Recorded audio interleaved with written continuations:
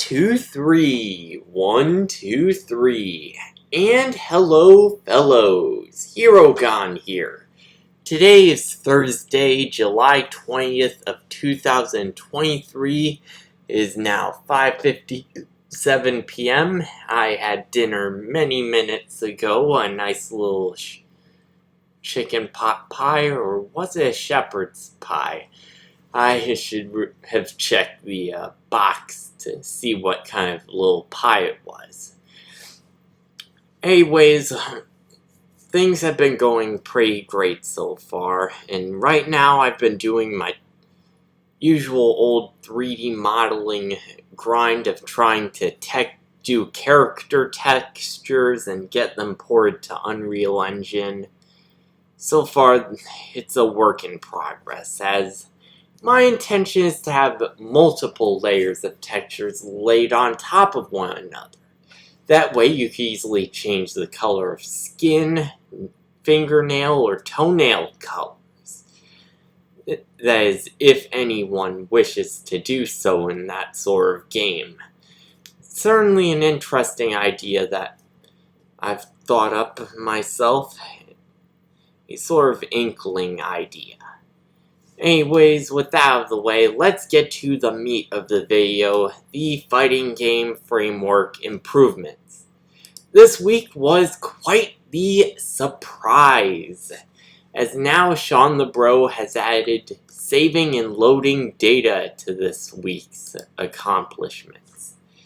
Now, of course, with going into here, now you're able to have the game open, and you can easily go into the store part of it, and all of the coins, the currency is in there, but there's also an added bonus. Now when you exit out of the game using the escape key, if you're using the keyboard, you can actually have your entire currency amount saved. No need to worry about having to keep the whole thing open, because that was last week's problems. Or rather, last week's stuff that wasn't implemented.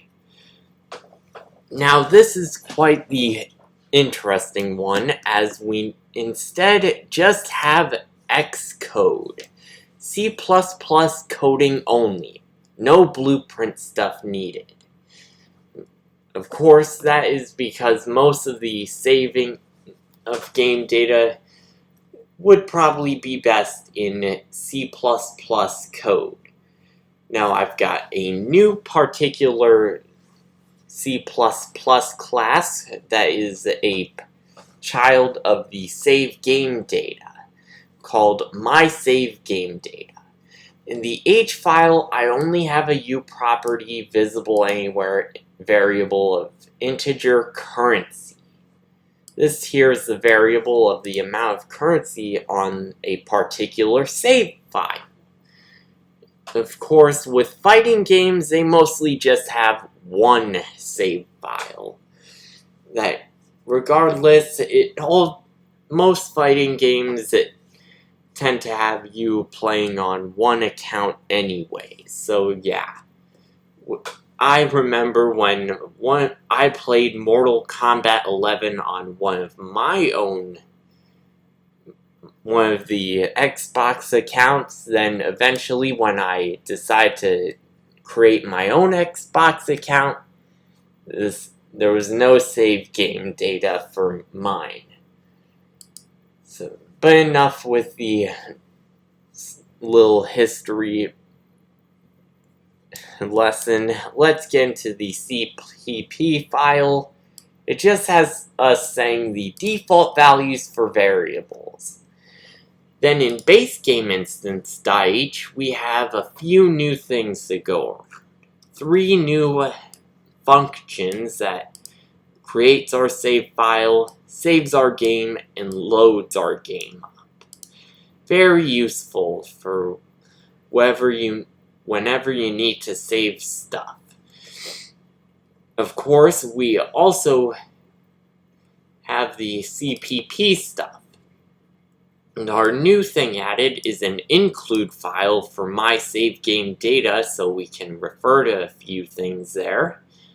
Then in our init part, back in the .h file, we override that init function, which is already in Unreal Engine, but we want to override it so we can add a few things of our own.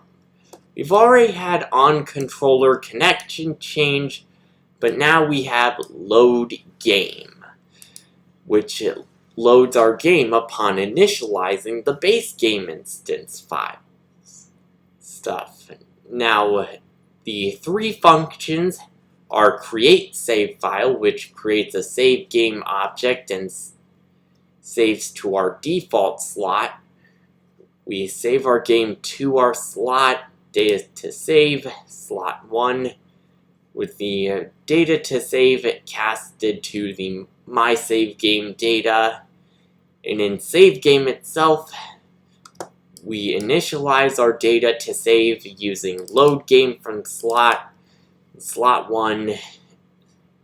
And if there's a valid save game object to use for saving, we've got this branch stuff of if and else if statements.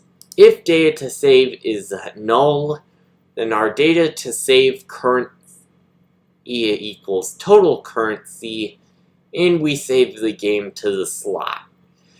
Else, if the save game does not exist, which is why we have an exclamation point, we are asking it if we don't have the save game existing, then we create the save file. This is useful for those new files you might have, whether you're a first-time buyer or have some kind of copy. These days, though, most saved content goes to an account, so who knows how things will go with there. But at the moment, this is pretty good for now.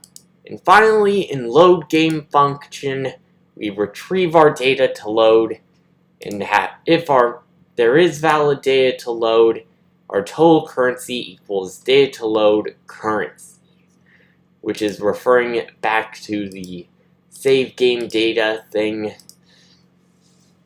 Else, if the save game file does not exist, we create the save file again. That is pretty much it. So if we go into the game itself, we've got a few things to look at. In archives, I'm going to change the settings to 2 rounds here. Then go into the store. You will notice that our currency is currently at 0. But if we go into one of the fights and start showing off how things go, then you'll eventually see how things get, where they go with the save game stuff. Now, as you know, I usually play in versus practice, so you can see all the good stuff. The capsule collision, the hurt boxes, and the hit boxes appear, as well as the damage, stun frames, start frames, etc. Most of this stuff is just placeholder things. Right now, you probably don't know, but I have a bit of a hiatus with regards to making my own sort of fighting game. If I ever did want to create a fighting game of my own, then things would probably be a little different. After all, currently I've got a few unknown projects up my sleeve. One of them in particular pertains to a 3D character model that I've been going at for quite some time. And that particular character model is involved in a project that I call Project Sloth. I can't exactly give much more info about Project Sloth, But I do hope you look forward to whatever I try to put out in the next few years. Might take some time, but I thank everyone that has stuck around for the ride for this long. It's been since 2022 that my own game dev account has picked up the steam that it's gotten. Now going back into the main menu, we've earned ourselves 20 coins. Of course, there is a bit of weird stuff, and there you have it. There's actually 20 coins that we've got. Now if we exit out of the game, then of course you will see how things go. We go back to archives, then into the store, and look at that. We've kept our 20 coins. Our coin amount of 20 coins of in-game currency. So that is pretty great that the whole deal can do that. Of course, if you're curious about how it works, well, I have a particular spot in the files where the games get saved to in the project files itself. Of course, I don't know if I can show that to you right now, as I've got a lot of other things in my downloads part, and I am not sure if I want to let everyone know about that. You know how internet safety has to be sometimes, right? Anyways, that is pretty much it for the fighting game framework improvements this Funlog Friday/Showcase Saturday. Credit again goes to Sean the Bro for all of his tutorials. They have been an amazing part of my every Sunday and Friday that I go through, whether it's Fridays with either Smash Bros template or first-person shooter or action RPG, and Sundays with a fighting game. It's been a great ride these past, let me calculate, these past almost 2 years or so. I started around 2021, and since then, it's been pretty non-stop every Friday and Sunday. Originally, I had to do it almost every day, but now that I've been caught up, yeah, things are good. And with all that, I've been Herogon, you've been you, and thank you for tuning in to this Funlog Friday/Showcase Saturday. But for now, I will leave things off here. I look forward to seeing you guys tune in next time. Goodbye, everyone.